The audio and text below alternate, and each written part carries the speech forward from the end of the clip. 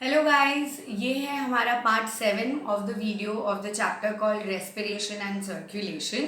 हमारा चैप्टर का दो टॉपिक, फर्स्ट टॉपिक हो चुका है द ह्यूमन रेस्पिरेटरी सिस्टम, जो हमने पूरा स्ट्रक्चर पढ़ लिया, and we were on the second topic of the chapter called mechanism of respiration. Mechanism of respiration में it was divided into 4 parts: breathing, external respiration, internal respiration and cellular respiration. हमारा breathing हो चुका है, जिसमें inspiration और expiration होता है, जो एटमॉस्फेयर और लंग लेवल के बीच में होता है। फिर हमारा एक्सटर्नल रेस्पिरेशन हो गया, जो हमारे लंग के अंदर एल्वियोलाई के वॉल में और ब्लड कैपिलरी जो उसको सराउंड कर रहा है उनके बीच में होता है। फिर आया हमारा इंटरनल रेस्पिरेशन, जो हमारा टिश्यू लेवल पे होता है। सो बेसिकली लंग से लेकर टिश्यू के बीच में जो ब्लड का कोऑर्डिनेशन है, that happens in internal respiration. और हमारा लास्ट लेवल है cellular respiration, which is inside the tissue or more probably at the cell level. इस तरीके से रेस्पिरेशन 4 पार्ट में डिवाइडेड था। हमारा फर्स्ट 3 पार्ट हो चुका है। थर्ड पार्ट का मैंने आपको लास्ट वीडियो में ट्रांसपोर्ट ऑफ ऑक्सीजन बताया। Now it is time for transport of carbon dioxide to study in internal respiration. तो ये वीडियो में I am going to talk about transport of carbon dioxide. Now we all know that carbon dioxide is readily soluble in water. तो जैसे oxygen 97% haemoglobin form में घूम रहा था पूरे बॉडी में, उसी तरीके से कार्बन डाइऑक्साइड भी ऐसे 3 फॉर्म्स लेता है, जिससे वो बॉडी में ट्रांसपोर्ट होता है from lungs to the tissue and from the tissue back to the lungs. We will see all the 3 forms of carbon dioxide's dissolved state now in the topic called transport of oxygen under the category of internal respiration. So now let's see कि part B of internal respiration में transport of carbon dioxide में क्या होता है। हमने देखा that oxygen is highly unstable, इसलिए वो हमेशा हीमोग्लोबिन के साथ ऑक्सी हीमोग्लोबिन बन के टिश्यू लेवल तक जाता था और फिर वहाँ पे डिसोसिएट होके ग्लूकोज और ऑक्सीजन मिलके कार्बन डाइऑक्साइड, वाटर और 38 मॉलिक्यूल्स ऑफ एटीपी फॉर्म करते थे। अब जो टिश्यू लेवल पे कार्बन डाइऑक्साइड बना है, वो कार्बन डाइऑक्साइड टिश्यू लेवल से वापस ब्लड में कैसे आता है और ब्लड से लंग्स तक कैसे पहुंचता है और लंग से एल्वियोलर सैक में एयर से कैसे बाहर निकलता है, we are going to study that in the topic transport of carbon dioxide. Carbon dioxide, as I said, readily soluble in water, transports in the entire body in 3 forms. पहला form जिस तरीके से वो ट्रांसपोर्ट होता है is bye solution form और in solution form of plasma, मतलब by plasma in solution form, by plasma in solution form. Second जो ये होता है इज बाय बाइकार्बोनेट आयंस. और थर्ड तरीका जो इसके ट्रांसपोर्ट का है वो है by RBCs in blood. Of course बाकी दोनों भी वही हो रहा है, but this is by RBCs. Okay, plasma form is hardly 3% of carbon dioxide, whereas bicarbonates पूरा मेजर लेता है 70% ऑफ कार्बन डाइऑक्साइड, और आरबीसीज बाकी का 27% ऑफ कार्बन डाइऑक्साइड ट्रैवल करवाते हैं from tissue to the lung level. Now let's see the first part of our pi plasma in solution form. जैसे ही you remember this C6H12O6 वाला formula जो हम लोगों को बेसिकली वाटर, कार्बन डाइऑक्साइड और ATP molecule या एनर्जी दे रही है, वहाँ ये जो वाटर और कार्बन डाइऑक्साइड रिलीज हुए हैं, ये कार्बन डाइऑक्साइड प्लाज्मा में ही, आई रिपीट अगेन, ये कार्बन डाइऑक्साइड प्लाज्मा में, ये टिश्यू में बना, ये टिश्यू से प्लाज्मा में जाते ही प्लाज्मा में प्रेजेंट वाटर मॉलिक्यूल के साथ मिलके forms H2CO3 which is nothing but carbonic acid. Okay, so what happened is, अगर मैं देखूं तो ये जो कार्बन डाइऑक्साइड मिला है वो टिश्यू से मिला हुआ है. ये वाटर जो था वो आपके ब्लड में प्रेजेंट है, या फिर आई वुड से प्लाज्मा में प्रेजेंट है, राइट. अब आपका कार्बन डाइऑक्साइड जब टिश्यू से फॉर्म होकर, ये टिश्यू में बना हुआ है, जब टिश्यू में फॉर्म होता है और डिसोसिएट होके फिर जब ये ब्लड में एंटर करता है, तो प्लाज्मा के साथ जो प्रेजेंट वाटर है उसमें से मिक्स होके a form an unstable carbonic acid. ये कार्बोनिक एसिड जब लंग्स के पास पहुंचता है तो पल्मोनरी आर्टरी और वेन, यू रिमेंबर, या सो पल्मोनरी वेन में ये कार्बोनिक एसिड वापस डिसोसिएट होता है into water and carbon dioxide. Water रह जाता है पल्मोनरी वेन में और कार्बन डाइऑक्साइड चला जाता है एल्वियोलर सैक के अंदर, एल्वियोलर एयर बन के, which comes out in your expiration. So understood. First transport of carbon dioxide जो होता है वो होता है bye plasma in solution form. I repeat again, ये जो रिएक्शन हो रहा है टिश्यू लेवल पे, इसमें रिलीज किया हुआ कार्बन डाइऑक्साइड टिश्यू से एंटर करता है ब्लड में। प्लाज्मा में प्रेजेंट वाटर मॉलिक्यूल्स टिश्यू के आए हुए कार्बन डाइऑक्साइड के साथ मिलके फॉर्म करते हैं कार्बोनिक एसिड। ये carbonic acid travels to the lung and वहाँ पे पल्मोनरी वेन में डिसोसिएट होके वाटर रह जाता है ब्लड में और कार्बन डाइऑक्साइड चला जाता है एल्वियोलर एयर में। But this amount of carbon dioxide what is transported is only 3%. Hardly, because carbonic acid is also not that really stable in the form of carbon dioxide. Now let's हमारा second part जो था transport of carbon dioxide में was by bicarbonate ions, और maximum carbon dioxide body में 70% of carbon dioxide body में transport होता है by bicarbonate ions का help. Now we'll see how. उसके पहले what we are going to see is, मैं यहाँ पे कुछ बना रही हूँ and you just see that this is tissue. Okay, this is tissue and इस तरफ है ब्लड, ठीक है। इधर है टिश्यू पार्ट, इधर है ब्लड पार्ट में भी ये जो बाहर की तरफ दिख रहा है वो है आपका प्लाज्मा, और यहाँ पे सेंटर में है आरबीसी, ठीक है। सेंटर में है आरबीसी, बाहर की तरफ है प्लाज्मा। दिस इज पूरा ब्लड पार्ट, दिस इज पूरा टिश्यू पार्ट, और बीच में जो ये प्रेजेंट है इसको हम बोलते हैं इंटरस्टिशियल फ्लूइड। बीच में जो प्रेजेंट है उसको हम बोलते हैं interstitial fluid. Now you remember I just showed you all that carbon dioxide tissue से रिलीज होता है, right. So what we will see is यहाँ से कार्बन डाइऑक्साइड एंटर करता है ब्लड में, ठीक है। 3% ऑफ कार्बन डाइऑक्साइड यहाँ पे प्रेजेंट वाटर, प्लाज्मा में प्रेजेंट वाटर के साथ मिलके कार्बोनिक एसिड बना देता है और वो 3% ट्रैवल करता है लंग्स की तरफ। But as I said, carbonic acid is also not that quite stable. It is also highly unstable. So let's see bicarbonate ions कैसे help करते हैं. So now I'm going to show you कि RBC के अंदर क्या होता है.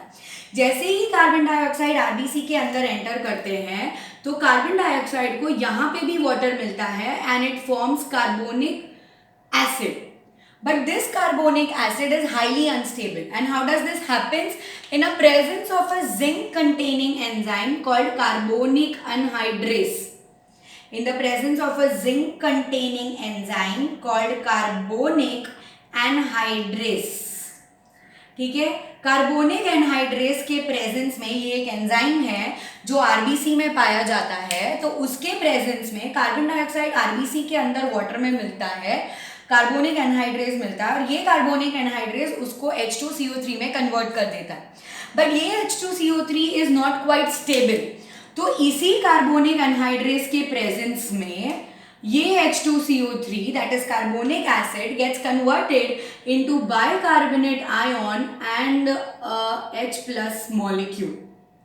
Into bicarbonate ion and an H plus molecule. ये सब RBC के अंदर हो रहा है. So क्या ये RBC के बाहर नहीं होता है? Of course होता है. We just said the first form was in plasma. तो प्लाज्मा में भी आपका वाटर प्रेजेंट है, बट प्लाज्मा में कार्बोनिक अनहाइड्रेस प्रेजेंट नहीं है। क्योंकि प्लाज्मा में कार्बोनिक अनहाइड्रेस प्रेजेंट नहीं है, इसलिए यहाँ पे H2CO3 बहुत स्लोली फॉर्म होता है, राइट। बट यहाँ पे enzyme as it speeds up the reaction, यहाँ पे कार्बोनिक अनहाइड्रेस जो जिंक कंटेनिंग एंजाइम है उसके प्रेजेंस की वजह से H2CO3 बहुत फटाफट बनता है। क्योंकि H2CO3 बहुत अनस्टेबल है, इसलिए वो तुरंत फटाफट उसी एंजाइम की वजह से बाइकार्बोनेट आयन और H प्लस मॉलिक्यूल बन जाता है।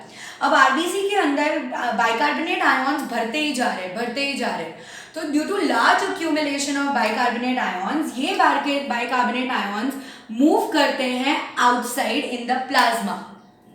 नाउ क्योंकि बाइकार्बोनेट आयन्स अब बाहर आ गए हैं प्लाज्मा में, तो ऑब्वियसली आयोनिक इम्बैलेंस हो जाएगा, पॉजिटिव नेगेटिव चार्ज का इम्बैलेंस हो जाएगा। उस इम्बैलेंस को बैलेंस करने के लिए प्लाज्मा इसको इसको कंपेंसेट करने के लिए क्लोराइड मॉलिक्यूल अंदर भेजते हैं, ठीक है, क्लोराइड आयन अंदर जाता है।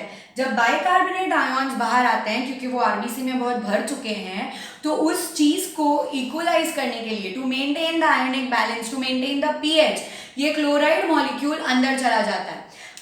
This thus balances the ionic charge and this conversion, ये बाइकार्बोनेट आयन का प्लाज्मा में आना और क्लोराइड मॉलिक्यूल का, क्लोराइड आयन का आरबीसी के अंदर जाना is called as chloride ion shift. याद रखना guys, is called as chloride ion shift और हैमबर्गर फिनोमेना, हैमबर्गर फिनोमेना। अच्छा, तो is it something to do with hamburger that we eat? No. Jacob Hamburger करके एक बंदा था जिसने ये बताया कि बाइकार्बोनेट आयन्स के बाहर फ्लो आउट होने की वजह से, आपका आयनिक इम्बैलेंस होने की वजह से क्लोराइड आयन्स ऑटोमेटिकली अंदर शिफ्ट करते हैं, और ये शिफ्टिंग विफ्टिंग के चक्कर में आपके जो बैलेंस मेंटेन हो रहा है वो हैमबर्गर ने सबसे पहले नोटिस किया था, इसीलिए ये उसके नाम पे आ गया हैमबर्गर फिनोमेना या chloride ion shift. Okay, so what is happening right now? All this is happening at the tissue level. 70% of the carbon dioxide is transported by bicarbonate ion. तो इसका मतलब क्या हुआ? जैसे ही ये बाइकार्बोनेट आयन बाहर आते हैं, इनको प्लाज्मा में मिलते हैं कोई और लोग। कौन से और लोग? समवन कॉल्ड एज सोडियम और पोटेशियम। ये लोग सोडियम और पोटेशियम के साथ मिलके बना देते हैं सोडियम बाइकार्बोनेट और पोटेशियम बाइकार्बोनेट। तो ये लोग हो जाते हैं थोड़े स्टेबल फॉर्म में, ठीक है। ये सोडियम बाइकार्बोनेट और पोटेशियम बाइकार्बोनेट ट्रैवल करते हैं लंग्स के पास। ओके, दे ट्रैवल लंग्स के पास बिकॉज बाइकार्बोनेट अकेला नहीं घूम सकता है। और ये जो H+ बाहर आया था वो रिड्यूस्ड हीमोग्लोबिन बनके, हीमोग्लोबिन के साथ अटैच होके रिड्यूस हीमोग्लोबिन बनके अंदर ही रह जाता है आरबीसी के। Okay, am I clear? So what is happening at the tissue level with carbon dioxide? Just guys have a look again. Okay, tissue में कार्बन डाइऑक्साइड रिलीज होता है ऑक्सीजन के यूज पे और एंटर करता है ब्लड में। ब्लड में जो बाहर प्लाज्मा होता है वो 3% वाटर दे के कार्बन डाइऑक्साइड को 3% कार्बन डाइऑक्साइड का यूज करता है वाटर के साथ मिलके कार्बोनिक एसिड बनाने में, और वो कार्बोनिक एसिड जाता है लंग्स के पास। I already mention. बाकी का 70% कार्बन डाइऑक्साइड एंटर करता है आरबीसी के अंदर। This is plasma, this is RBC. ये आरबीसी के अंदर एंटर करते ही वाटर के साथ मिक्स होके इन the presence of a zinc containing enzyme carbonic anhydrase convert होता है कार्बोनिक एसिड में। ये carbonic acid conversion quick and really fast होता है because of the presence of enzyme. But again क्योंकि कार्बोनिक एसिड अनस्टेबल है, तो उस कार्बोनिक एसिड को हम वापस फर्दर रिएक्ट करवाते हैं इस एंजाइम के प्रेजेंस में, और वो बनता है bicarbonate ion and H+ molecule. ये बाइकार्बोनेट आयन भर्ती होते ही जाते हैं आरबीसी में, बढ़ते ही जाते हैं, और एक पॉइंट ऑफ टाइम के बाद they start moving out of the RBC. जैसे ही ये बाइकार्बोनेट आयन आरबीसी के बाहर फ्लो करना शुरू कर देते हैं to maintain the ionic balance, जो इम्बैलेंस हो गया इनके फ्लो आउट होने की वजह से, वो बैलेंस मेंटेन करने के लिए ये बाइकार्बोनेट आयन को कंपेंसेट करते हैं क्लोराइड आयन अंदर जाने से।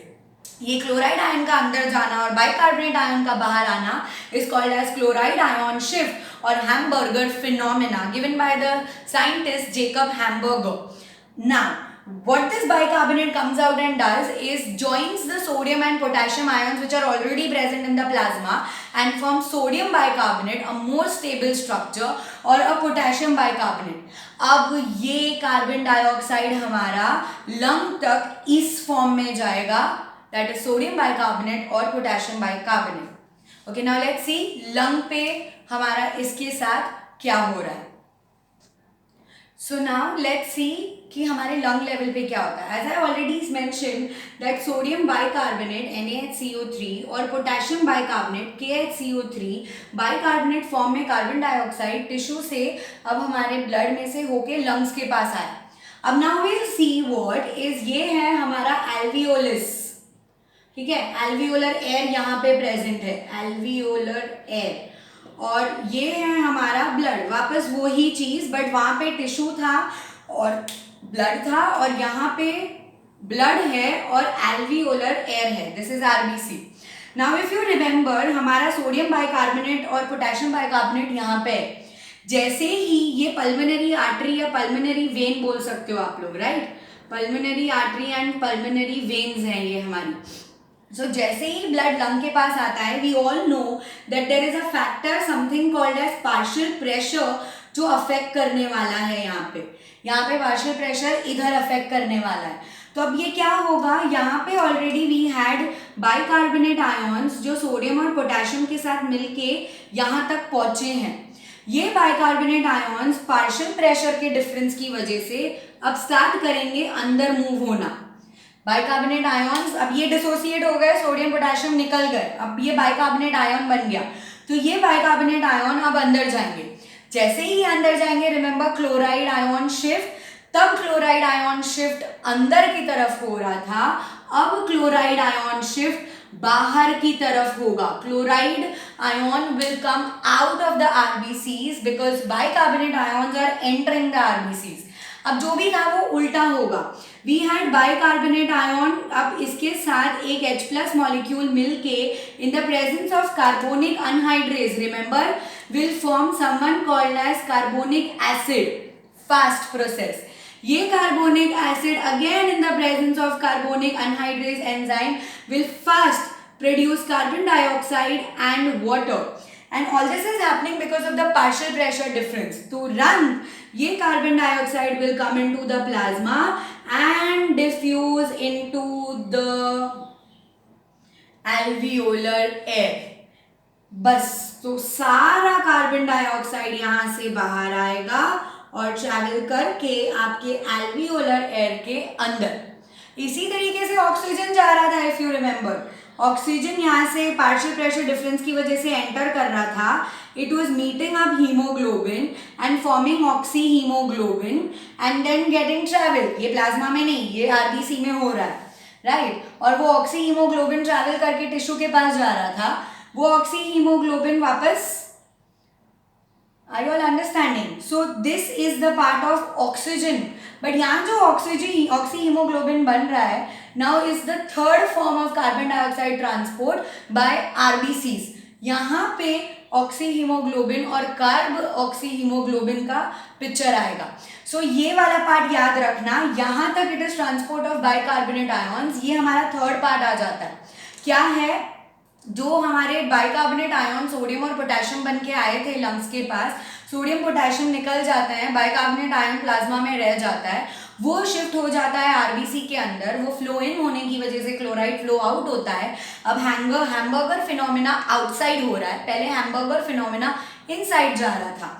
अब ये हैमबर्गर फिनोमिना की वजह से बाइकार्बोनेट आयन अंदर पहुंच जाते हैं और अंदर प्रेजेंट रेड्यूस हाइड्रोजन से इन the presence of carbonic anhydrase enzyme बनता है कार्बोनिक एसिड, हाईली अनस्टेबल. तुरंत एंजाइम के प्रेजेंस में forms carbon dioxide and water. ये वाटर रह जाता है यहीं पे और ये कार्बन डाइऑक्साइड हो जाता है shift from your blood to the alveolus because of one important thing called as difference in the partial pressure of the two atmospheres. Now we look on to the third transport of carbon dioxide form, and that is in RBCs. So now let's look on the last part of transport of carbon dioxide by the or with the help of RBCs. Okay, ये यहाँ पे मैंने 4 part बनाया हुआ है. सबसे पहले हम टिश्यू लेवल पे देखेंगे. We all know carbon dioxide tissue level पे कैसे बनता है. When it enters blood and when it joins RBCs, so carbon dioxide goes and meets hemoglobin. Carbon dioxide goes and meets hemoglobin and forms carbamino hemoglobin, and it forms carbamino hemoglobin. ठीक है, ये carbamino hemoglobin now is here. Okay, carbamino hemoglobin.